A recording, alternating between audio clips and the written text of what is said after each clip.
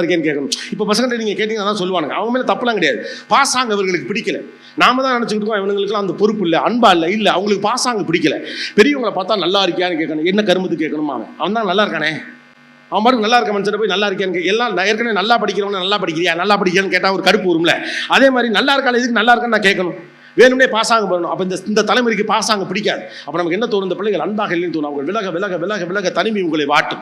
உங்கள் வாழ்நாளில் நீங்கள் திரும்பி பார்க்குறப்ப, யோசிச்சு பார்க்குறப்ப உங்களுக்கு ஆரம்ப காலத்தில் ஒரு 2-3 வருஷம் மட்டும்தான் நினைவில் இருக்கக்கூடிய, மீதி எல்லாம் வெறும் வளர்ப்பு, பிள்ளைகளை பொறுமையாக பார்த்துக்கிட்டது, பிள்ளைகளை படிக்க வச்சது, பிள்ளைகளை ஆளாக்குறது அப்படின்னு இருக்கும். அமெரிக்காலேருந்து நீங்கள் ஏந்து கஷ்டப்பட்டு அது இப்போ தான் முழிச்சிருக்குன்னு சொல்லிவிட்டு பகலில் ஃபோன் பண்ணுறதுக்கு நைட்டெல்லாம் உட்காந்து 12 மணிக்கு ஃபோன் பண்ணுறப்ப கான்ஃபரன்ஸில் இருக்கேன் அப்புறமா பேசுகிறேன்னு ஃபோனை வைக்கிறப்ப அந்த நியாயத்தை கூட உங்களால் புரிஞ்சுக்க முடியாது.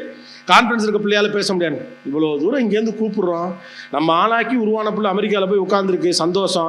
அப்பா அம்மாட்ட 5 நிமிஷம் பேச மாட்டேங்கிறேன், ஏன் அப்புறமா